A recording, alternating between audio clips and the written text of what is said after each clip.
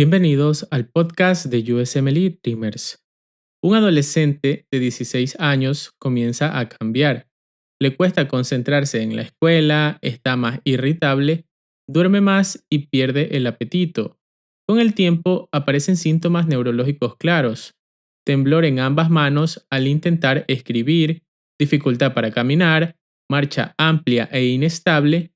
Este cuadro progresa lentamente durante un año hasta que llega a consulta.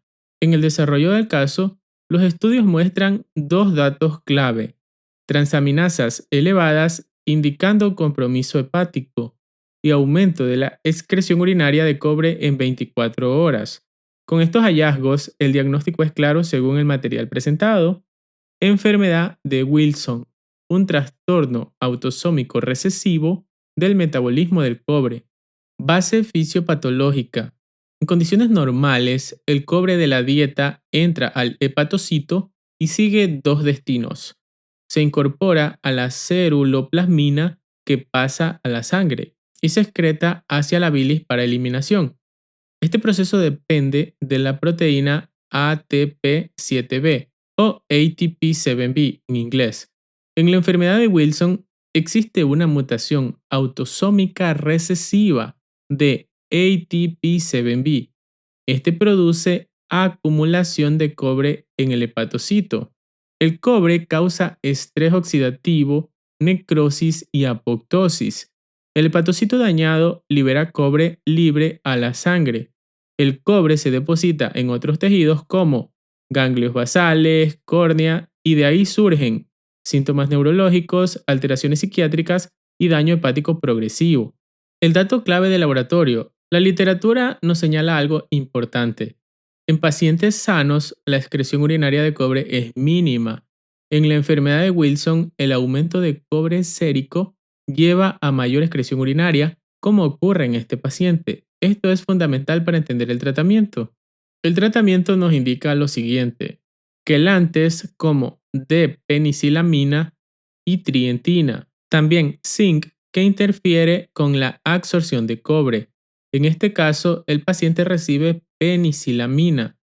El mecanismo de acción de la penicilamina: la penicilamina es un agente quelante del cobre, se une al cobre libre y también reduce el cobre unido a otras proteínas.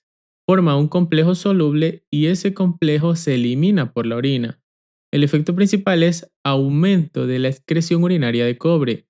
Este mecanismo no depende de absorción intestinal, corrección genética o estimulación de proteínas de transporte biliar. Es un efecto directo de quelación. En la integración final del caso, todo encaja de manera lógica: mutación de ATP7B con acumulación de cobre, daño hepático con liberación de cobre a la sangre, depósito extrahepático con síntomas neurológicos y psiquiátricos, aumento de cobre libre con aumento de cobre urinario, y su tratamiento con penicilamina, que es un quelante, ayudando a la eliminación del cobre por la orina. Puntos clave: enfermedad de Wilson, mutación autosómica recesiva de ATP7B, produce acumulación hepática y depósito extrahepático de cobre, genera síntomas hepáticos, neurológicos y psiquiátricos. Penicilamina es un quelante de cobre y su efecto principal es incrementar la excreción urinaria de cobre. Preguntas: ¿cuál es el defecto molecular en la enfermedad de Wilson? Mutación de ATP7B. ¿Por qué se acumula cobre en el hígado? Por disminución de la excreción biliar de cobre. ¿Por qué hay síntomas neurológicos? Por depósito de cobre en tejidos extrahepáticos. En los ganglios basales, que explican los síntomas neurológicos: temblor, alteración de la marcha, disartria y parkinsonismo. Y el depósito de cobre en la córnea son depósitos periféricos de cobre visible en la exploración ocular, como anillos de Kaiser-Fleischer detectables con lámpara de hendidura. ¿Cómo actúa la penicilamina? Quelando el cobre y formando complejos solubles. ¿Cuál es el efecto principal del tratamiento? Aumento de la excreción urinaria de cobre. Recuerda, en la enfermedad de Wilson el problema no es la absorción, es la eliminación del cobre.